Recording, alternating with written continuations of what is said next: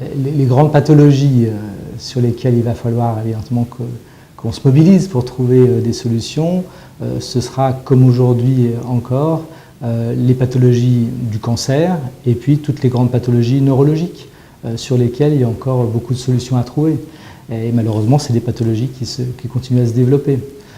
Donc notre entreprise, effectivement, elle a focalisé ses activités de recherche et développement à la fois sur les cancers pour lesquels il n'y a peut-être pas encore tout à fait les bonnes solutions, même si on a fait beaucoup de progrès au cours de ces dernières années, et puis toutes les pathologies neurologiques. Alors bien entendu la sclérose en plaques, mais aussi d'autres pathologies pour lesquelles là encore il y a beaucoup de choses à faire, comme dans l'Alzheimer par exemple. Un malade dans 10 ans, il aura probablement une plus grande maîtrise de sa pathologie et on peut le souhaiter de sa thérapeutique, des soins effectivement qu'il devra apporter pour retrouver sa pleine santé. Donc à la fois, il devra mieux comprendre comment le diagnostic a été posé au niveau de sa pathologie et être sûr d'ailleurs que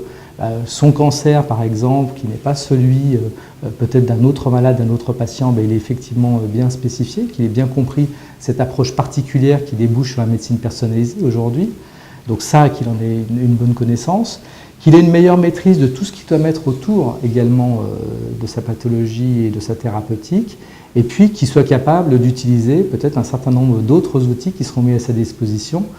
par l'industrie pharmaceutique ou par d'autres, et qui lui permettront de mieux prendre en main sa thérapeutique. Alors demain, bien entendu, on parle beaucoup des objets connectés, il y en a quelques-uns qui existent aujourd'hui, je vous en ai amené un pour vous montrer de quoi il s'agit. Ça, c'est un dispositif d'injection, tout simplement, qui permet effectivement aux patients atteints de sclérose en plaques,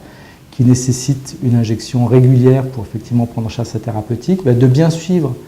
sa thérapeutique, son traitement, et également d'échanger un certain nombre d'informations avec son médecin et d'être sûr que l'observance se fait dans les meilleures conditions possibles. Donc ça, c'est un objet connecté, et demain, ces objets connectés, ils vont envahir notre quotidien, mais également la thérapeutique et les soins pour les malades et pour les patients. Donc on sera effectivement les uns et les autres beaucoup plus enclins à utiliser ce type de solution. Demain, un patient, il aura à la fois des solutions médicales, donc de nouveaux médicaments, et on espère effectivement que la recherche et développement de l'industrie pharmaceutique permettra de trouver les meilleures thérapeutiques, mais ce ne sera pas suffisant. Il y aura effectivement toutes ces solutions technologiques qui vont lui permettre véritablement de faire que son traitement, sa thérapeutique soit la plus efficiente possible. Et tout ce qu'on pourra apporter comme solution technologique va permettre de garantir au patient comme à son médecin véritablement que le traitement soit le plus efficient possible. Alors d'autres acteurs vont intervenir parce qu'effectivement il va falloir également être capable de financer toujours la santé et la thérapeutique. Donc aujourd'hui le financement il est essentiellement public via la sécurité sociale, via les mutuelles.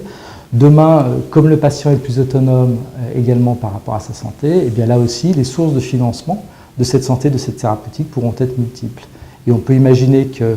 ces solutions technologiques qui vont nous permettre de générer de nouvelles données et permettre de mieux valoriser, de mieux véritablement montrer la valeur ajoutée de ces solutions,